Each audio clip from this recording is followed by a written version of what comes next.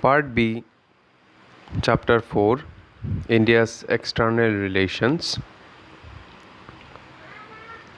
In today's world, no country can stay alone. Every country will have to establish good relationship with other countries for the interest of their development, prosperity, progress, for their status and everything.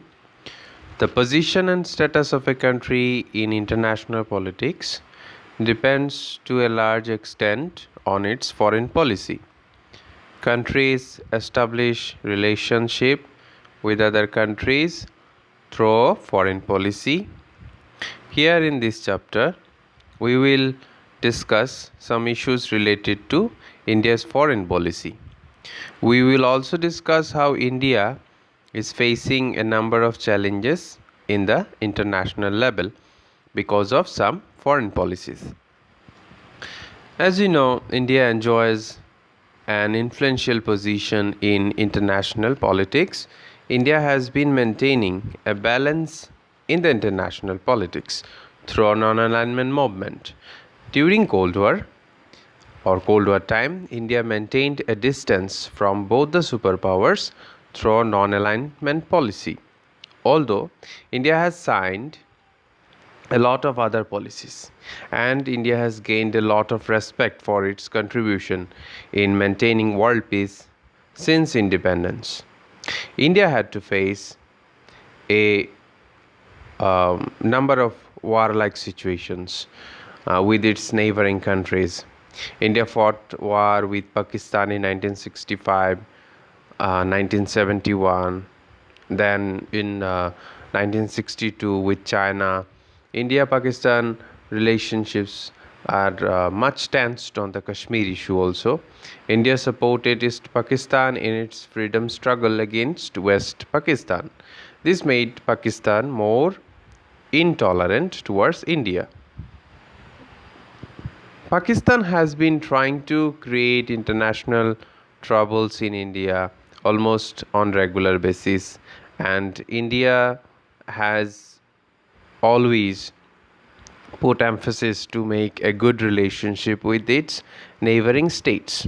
Even India's relations with China are also not very smooth. In this chapter, we will also discuss India's relationship with some other countries. Starting from the very beginning, we should have a basic analysis like India achieved independence in a very challenging time due to the Second World War of 1939 to 1945. There was disorder in political, social, economic, and cultural fields of the world. The entire world tried to reconstruct itself after the devastating war, and a united effort was made to form an international organization to ensure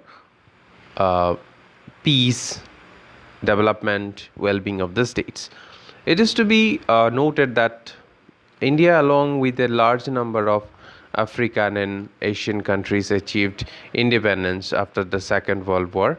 These newly independent nations faced the challenges of nation building and state building, which we already discussed in our previous chapters. This was a very important task for the states as long as colonial rule had destroyed the political, economic, social, and other infrastructure of these countries, those who are under colonial rule. Imperial powers exploited the resources of these countries. They drain all the resources from these countries. Hence, these countries had to struggle to establish democracy and welfare in these countries. India's condition was no exception. India had to suffer the ill effects of 200 years approximately of the British colonialism. After independence, India continued to suffer from the advancement of being the colony of the British. Even under such circumstances, India participated in international politics. The foundation of India's foreign policy was laid down during its freedom struggle the leaders, while fighting for India's freedom, was very much concerned with what was happening in the other parts of the world. Hence, after independence, universal brotherhood became an important principle of India's foreign policy. The main aim of India's foreign policy was to respect the sovereignty of the other countries and ensure security through peace. We should remember that in forming the foreign policy of a country, both internal and external factors plays an important role. In the formulation of a foreign policy of a newly independent country, the influence of the international community is very much important. In order to enter international politics with limited resources and a new political system, it was very much important for these countries to have friendship and support of some powerful nations of the world. For example, India and Soviet Union's relationship we already discussed, and we know that the effect of it. The constitution makers of India included some principles in order to guide India's foreign policy into the constitution. For example, in part 4 of the Indian Constitution, Article 51 of Directive Principle of State Policy forwards certain suggestions for maintaining international peace and security. India achieved independence during the Cold War. After the Second World War, USA and Soviet Union emerged as two superpowers. These two countries had strong ideological differences.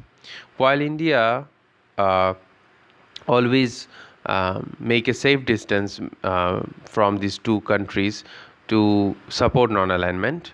While America supported liberal capitalism, Soviet Union supported socialism. Two blocs were formed led by these two countries. US formed the military alliance called NATO, North Atlantic Treaty Organization, and Soviet Union formed Warsaw Pact. There was contrast of their ideologies and the tension in the international politics because of the conflict between these two countries. These were a contrast risk of armed struggle between these two blocs, and we must have the clear idea of the Cuban Missile Crisis, Congo crisis, and other crises we already discussed. In such a bipolar world, India faced a number of challenges in forming its own foreign policy for the interest of progress and development. India was bound to maintain friendly relations with some powerful countries, but India did not want to join any of the two superpower blocs, USA or USSR, during that time. So, formulating a beneficial foreign policy in such a situation became a responsibility of India's first Prime Minister, Pandit Jawaharlal Nehru. So,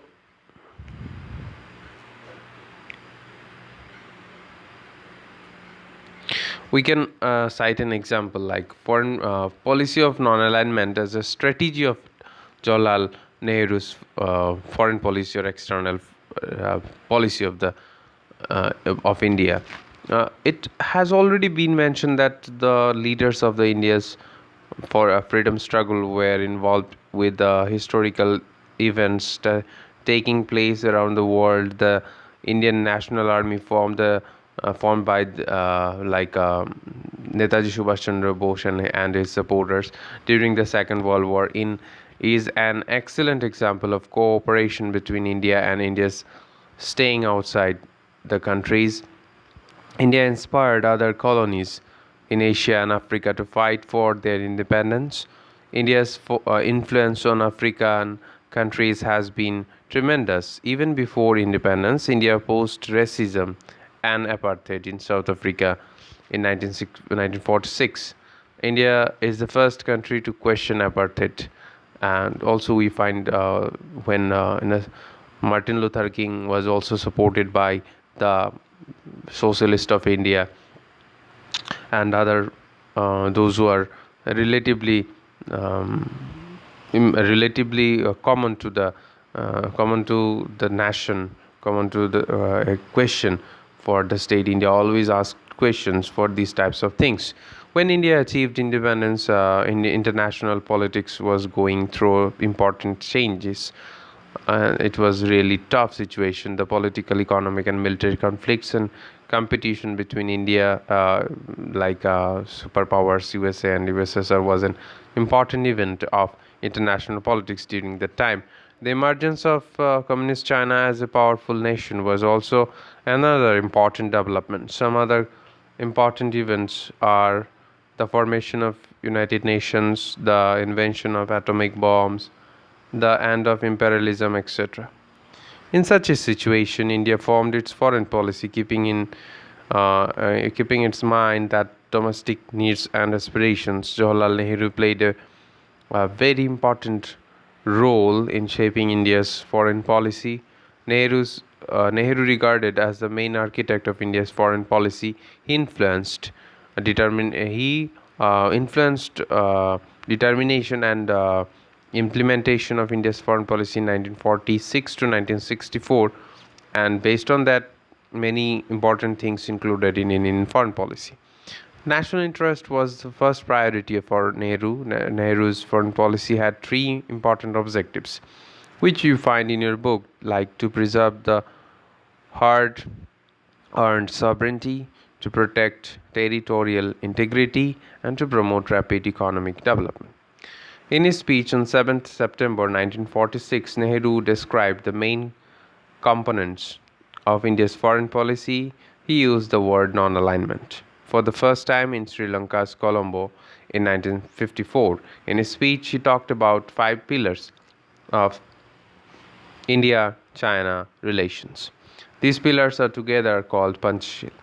These principles became the foundation of the non-alignment movement. The five principles of the Panchashil, like mutual respect for each other's territorial integrity and sovereignty, mutual non-aggression, mutual non-interference in each other's internal affairs, equality and mutual benefit, and peaceful coexistence. You must by heart these things, minimum 5 points, so that you can learn it better and write in an exam.